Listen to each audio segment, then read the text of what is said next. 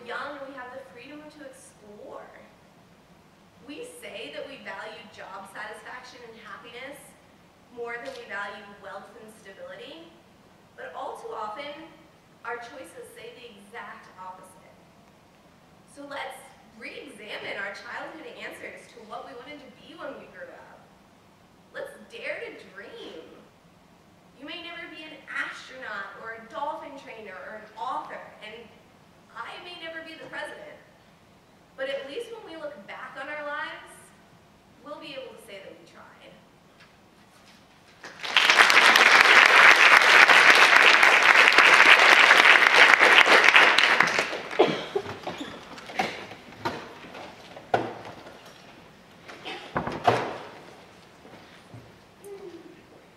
Most people, and I don't expect you to, don't believe me when I say that my first memory ever is from before I could even speak. I'm probably around 15 months, sitting on my kitchen floor with my back against the fridge, and I'm looking up at my mom and my aunt. They are talking, as they always do, as they still do, at Mach 5 speed. And as I stare up at them, I realize that if it's the last thing I do, I absolutely have to figure out how they're doing that. I have to find some way to shake the noises that leak from my mouth so that my mom will understand that I am hungry. And though my love for food hasn't died 20 years later, it is the urge I remember most about the memory. The idea that my very existence rested on learning this one thing. I don't know how familiar any of you are with Nadine Gordimer, but I have one of those very creepy literary crushes that only English majors get on her. So I was pretty pumped when I got assigned a few short stories of hers that I had never read before for one of my classes. Unfortunately, the assignment came during a hell week of sorts, which I already had a ton of work, and I was so stressed out that I got halfway through the story and actually threw it down in frustration, resenting it rather than appreciating it. And I justified it by saying that I had other things to do. I had papers to write, presentations to plot out, things that needed to be done now.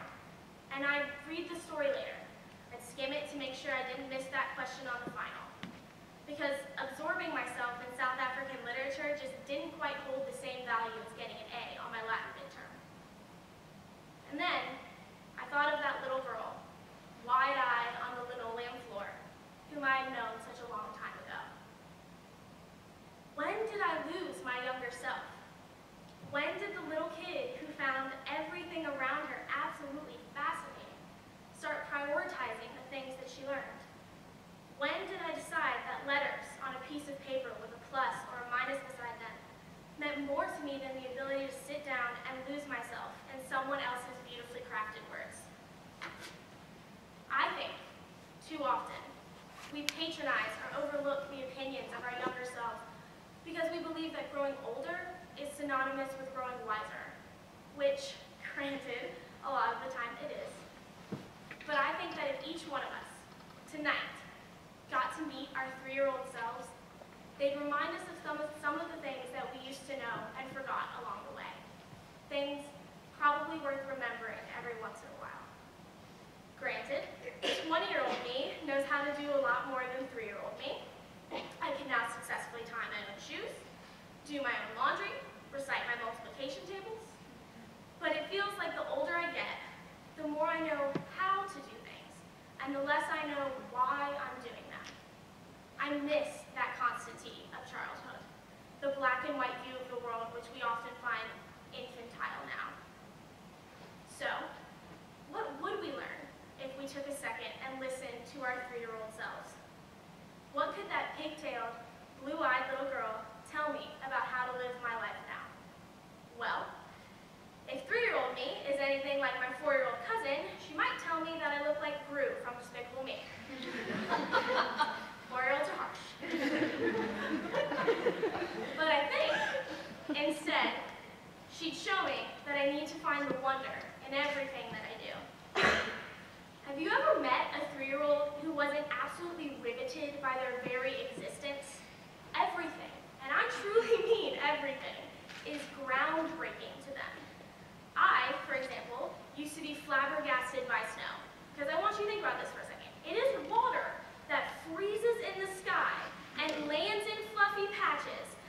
not only jump in, but also eat. Like, honestly, how was that not blowing everyone's minds? But now, at 20, snow has lost its magic.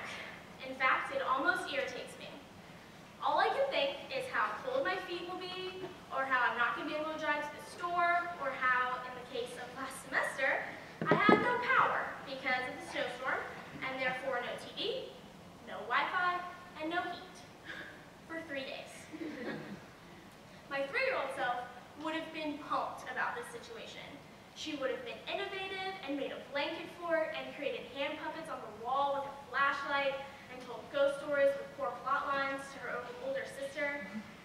But 20-year-old me sat in my room, freezing and angrily watching her phone battery deplete minute by minute. And I'm sure I'm not the only one who's guilty of this.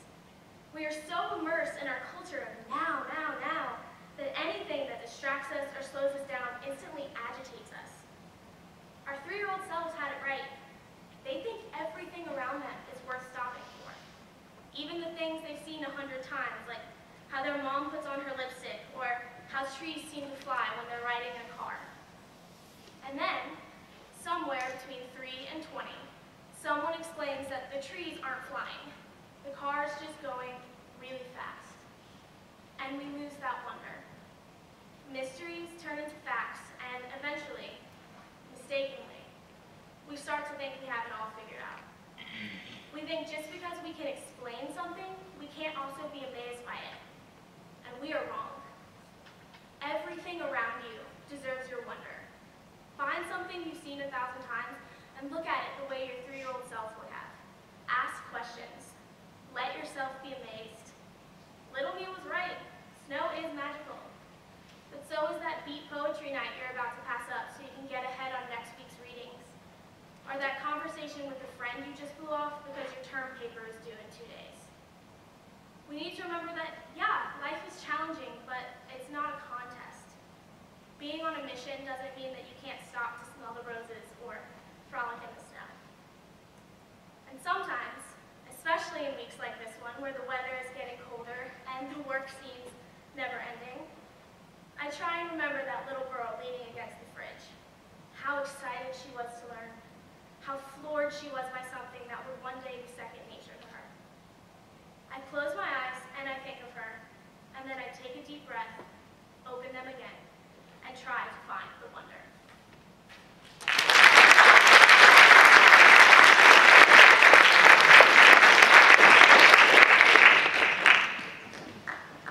Hey everybody, my name is Evie Kling and I'm a 4th year studying English and Religious Studies. When I first heard about the opportunity to speak on growing up, I jumped at it. I thought, oh my gosh, perfect.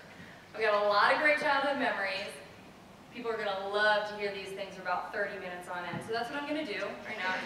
No, I'm just kidding.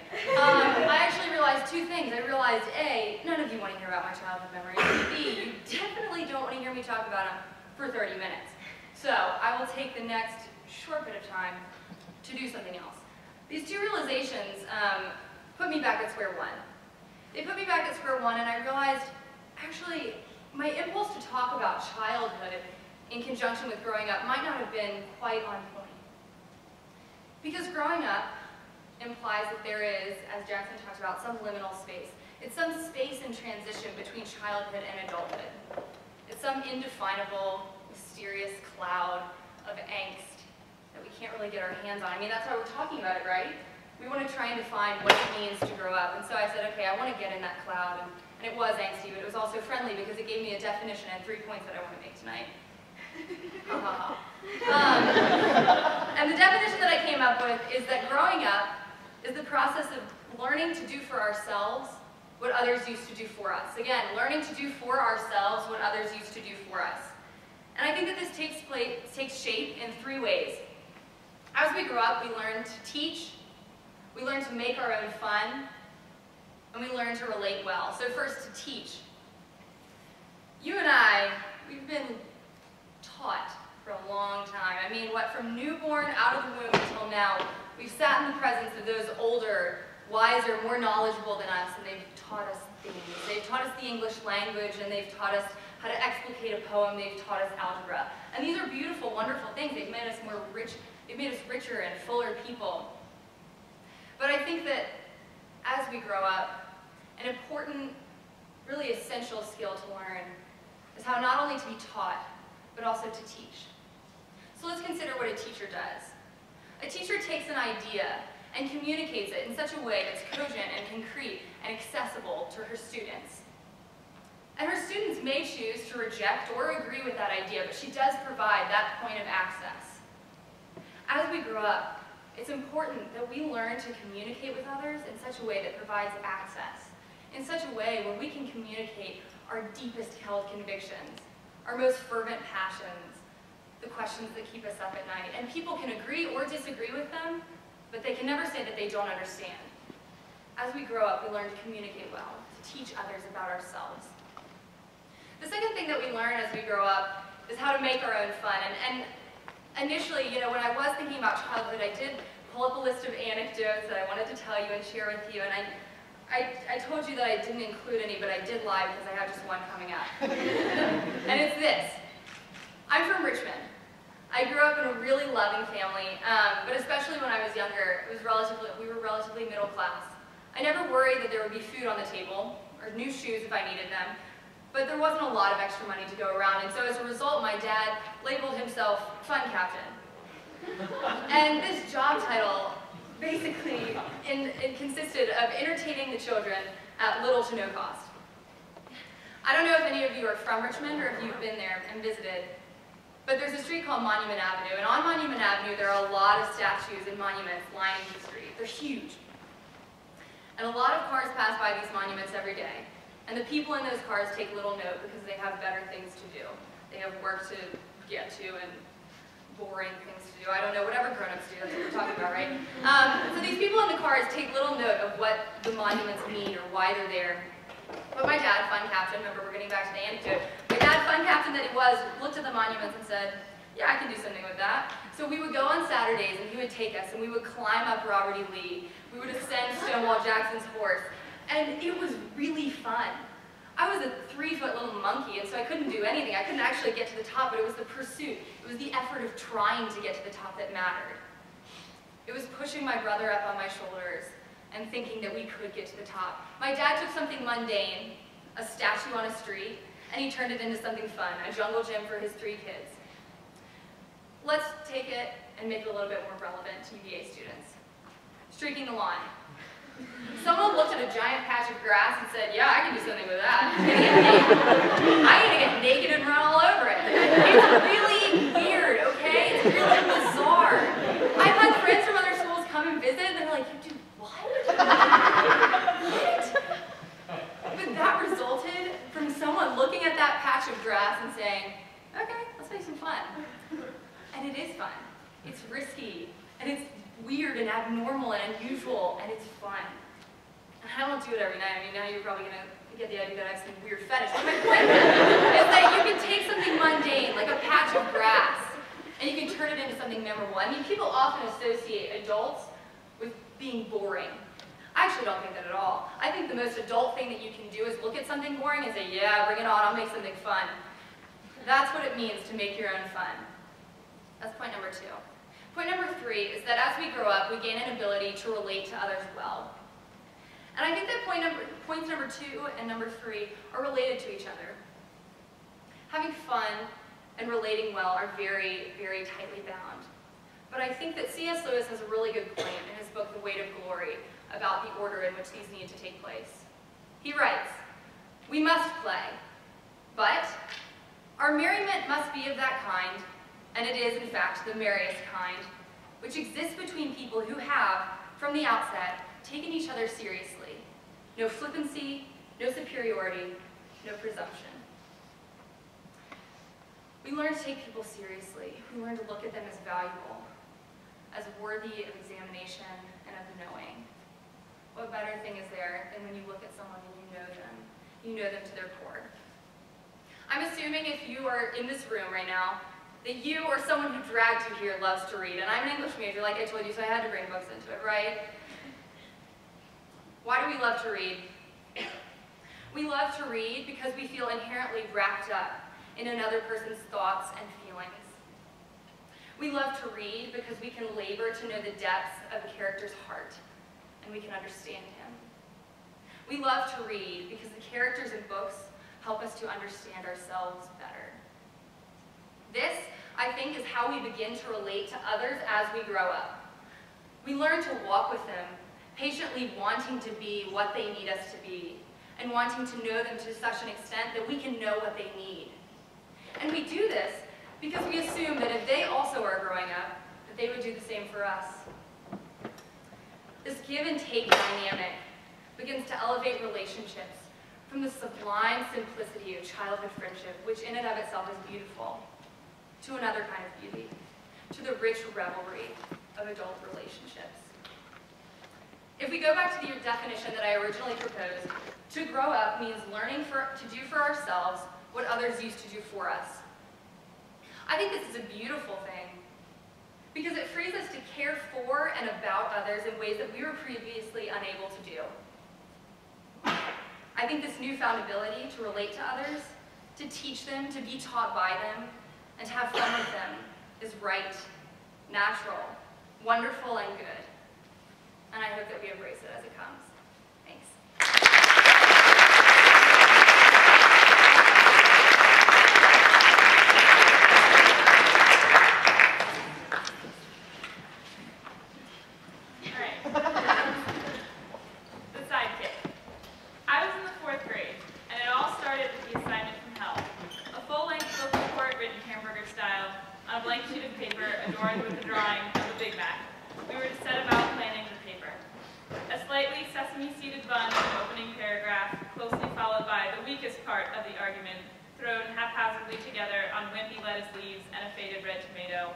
Then came the meat of the paper, the good stuff cooked over in my mind until tender. Onto the cheese, the pleasant surprise of the hamburger experience, and the statement out of left field that brought a new dimension to the argument.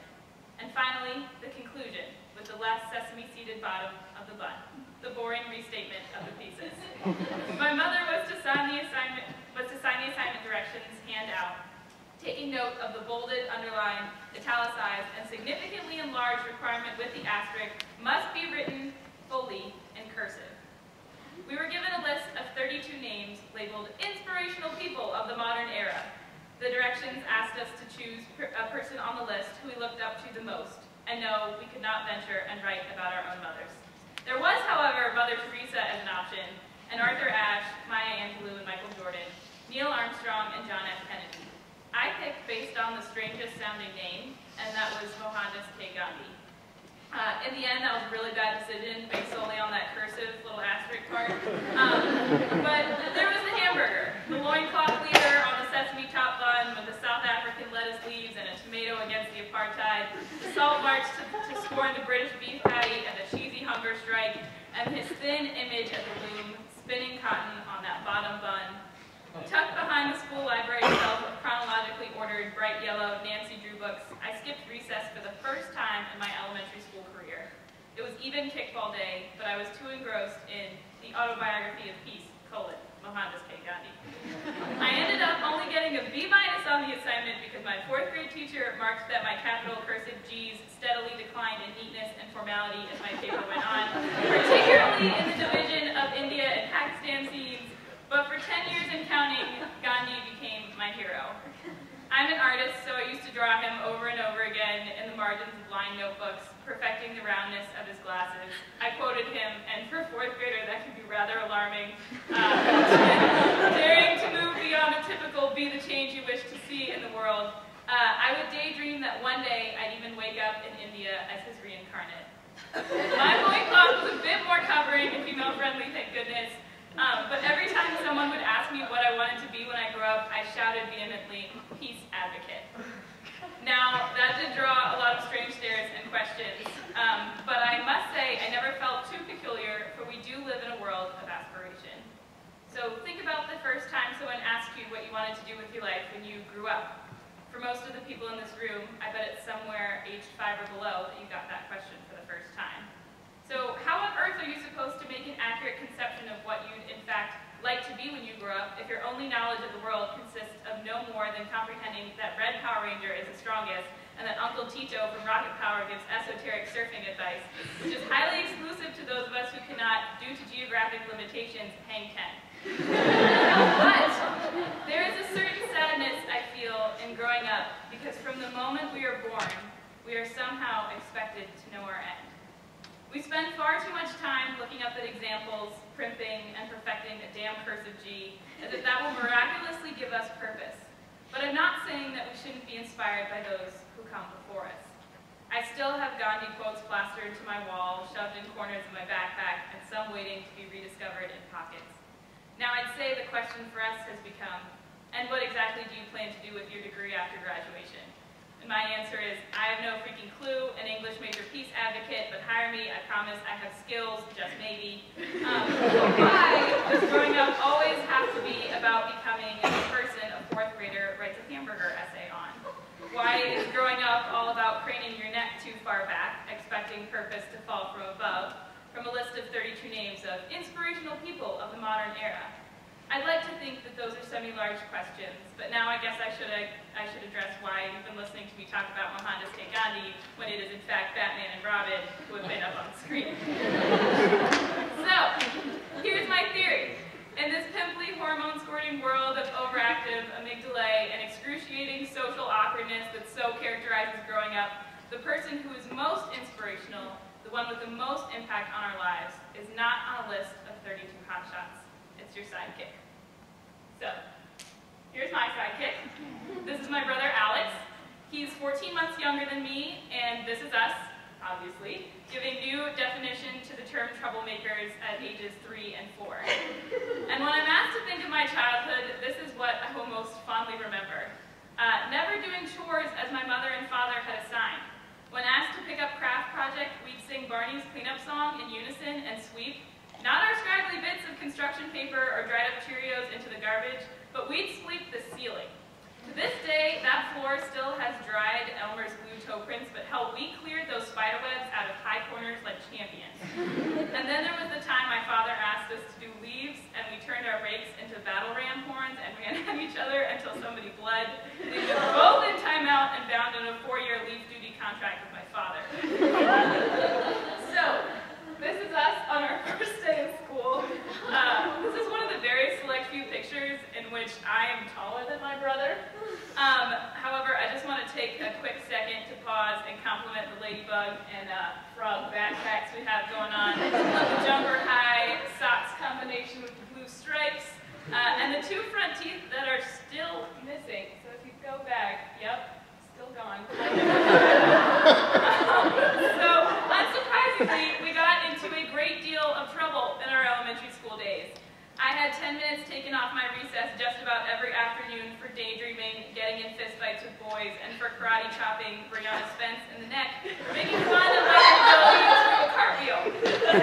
Alex had his fair share of in-school suspensions and parent-teacher conferences, and we're pretty sure he's got some real goodies on his permanent record. We were never perfect students, and we still are very far from being perfect students, but I think we built a lot of solidarity on those bus rides home when the conversation started off with, "Don't you dare tell Mom, but today I did another thing, and Principal Harding is going to call, and I need you to distract her somehow, and I'll delete it off the answering machine. Next time I'll owe you, okay?" So we also had this constancy of competition and cooperation.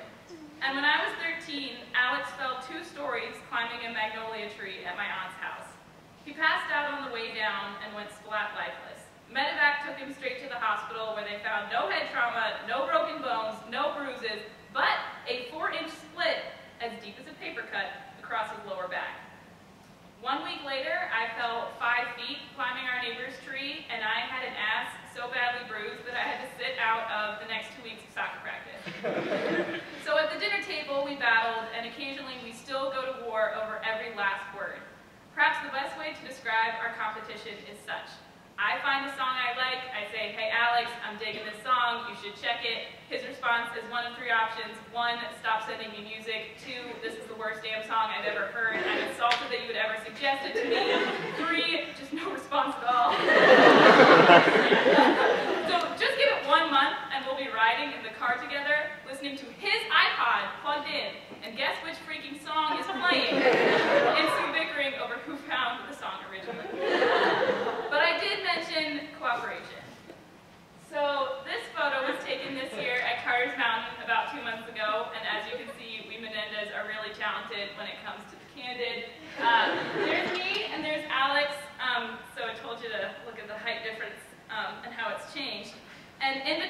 is my older sister, Christina. She's the person who single-handedly holds our crazy Cuban family together, and she's diagnosed with cerebral palsy. So no matter how horrific our arguments over music suggestion ownership rights get, Alex and I have always been able to put things aside for Christina. Although she's biologically the oldest of us three, Alex and I are very well aware of the fact that we're going to have to be sidekicks in caring for her, and for ourselves as we continue to grow up together as an inseparable tripod of siblings. Although my love for Mohandas K. Gandhi is deep and true still today, I would have to say that the person who inspires me most is my brother Alex. He inspires me because I don't have to crane my neck to look up at him. Well, I mean, he is taller, so like kind of, sort of, but not really. Alex inspires me because both of our lives, from sweeping the ceiling at 4 and 5 years old to still bickering on road trips at 19 and 20 years old, have been far from easy. Growing up isn't always pleasant, but I know I can say that he's always been there for me in the most unexpected ways. He gives me strange and unusual Christmas gifts that I can never bring myself to throw away. If he thinks I'm working too hard, he'll come into my room and smack me upside the head with a pillow at 4:30 in the morning. And he'll email me recipes for an avocado omelet at 2:18 a.m. because he thinks it sounded delicious to me.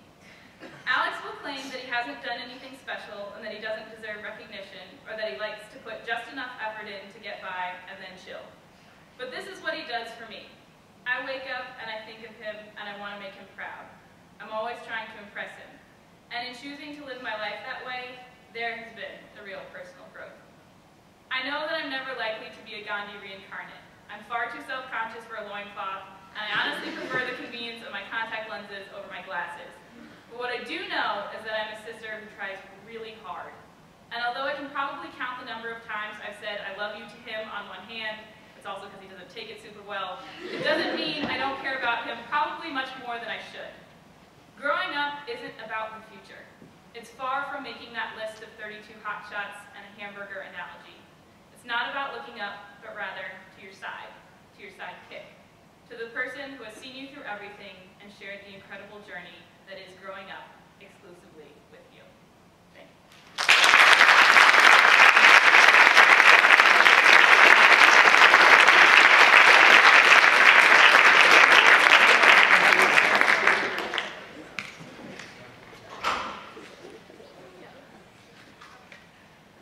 In the spring of 1999, an American author by the name of David Foster Wallace published a collection of 23 short stories entitled Brief Interviews with Hideous Men. Today, I'll be talking about just one of those, a story called Forever Overhead. As best it can be summed up in a sentence, it's a story about a boy at a pool on his 13th birthday. But of course, it's about more than that. It's a story about the absolutely paralyzing notion of adulthood. It's a direct and intricate deconstruction on what it means to leave the haven of childhood and enter the world of capital T, capital A, the adult. It is a story about what the transition means and whether or not we give it the level of thought that we should. From one angle, it's a youthful and joyous story about a boy coming into his own and gaining independence in the eyes of his family. But on another, perhaps more sincere level, the story is thoroughly anxiety-inducing. You read it over and over, and you have trouble breathing. Or maybe that's just me. Happy birthday, it begins. Those words occupying a line of their own, taking up more space on the paper than should rightly be theirs. It's a short and common phrase, almost meaningless in how frequent it is, a near empty nicety on the magnitude of, how are you, some weather we're having, the token platitude of aging. But there it sits, looming over the rest of the text. The boy arrives at the pool with his family, his mom, his dad, his sister. The story is written in the second person, the narrator describing the protagonist's actions and thoughts with the word you. At first, it's easy to understand. He is talking about the boy, he is 13, he is at the pool, he is in Tucson. I am not any of those things. But over time, the you of the story becomes conflated with the you of the world, a gradual and almost innocent subsummation.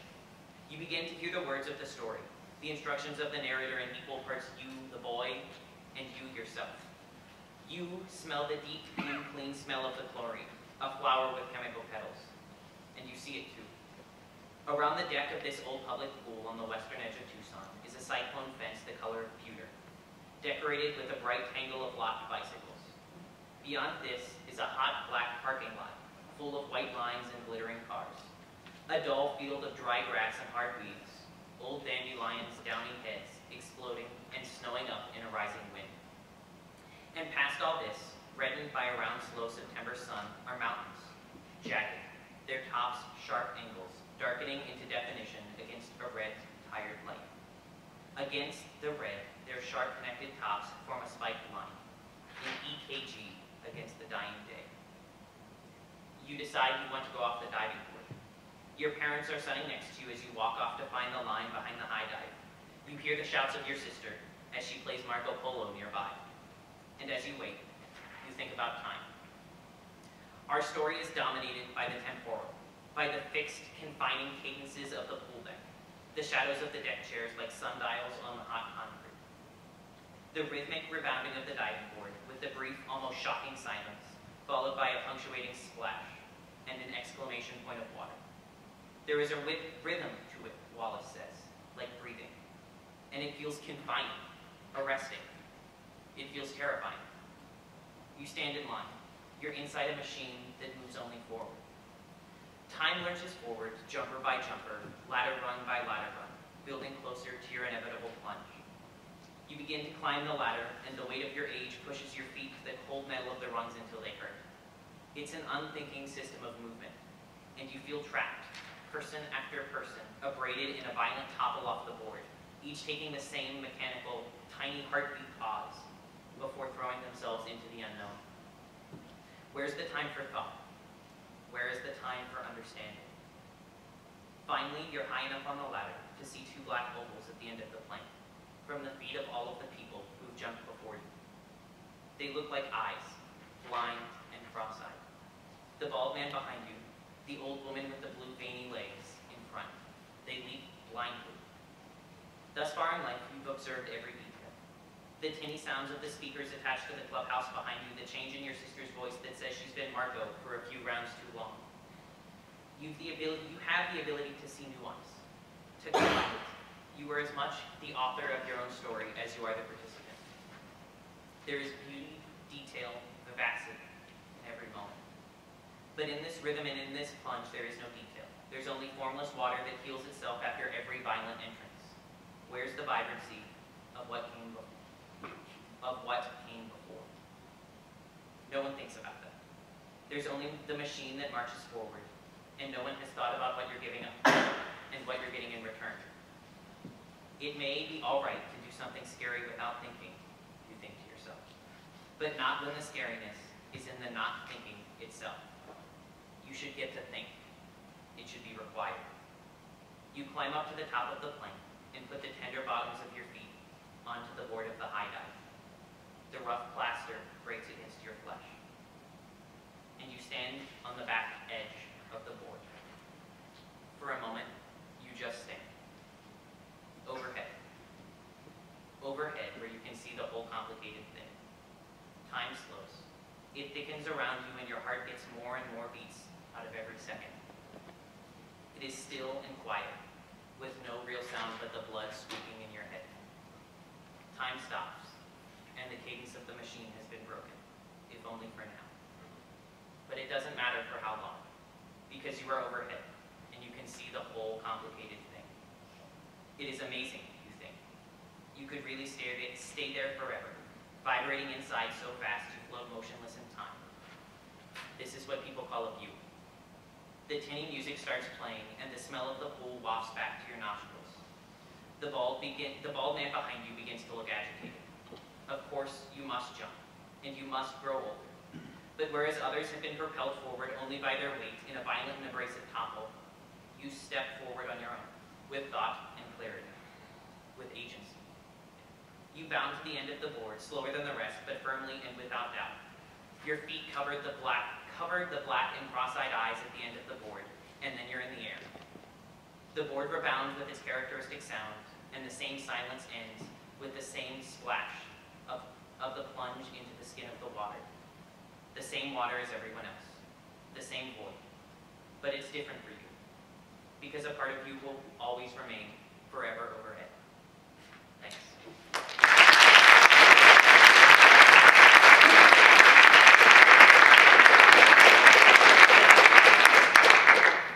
Thanks for coming out. Thanks for being here. Hopefully a few of us will stick around if you want to talk to anybody. But other than that, thank you for coming. A huge thank you to Professor Levinson for helping to organize all of this.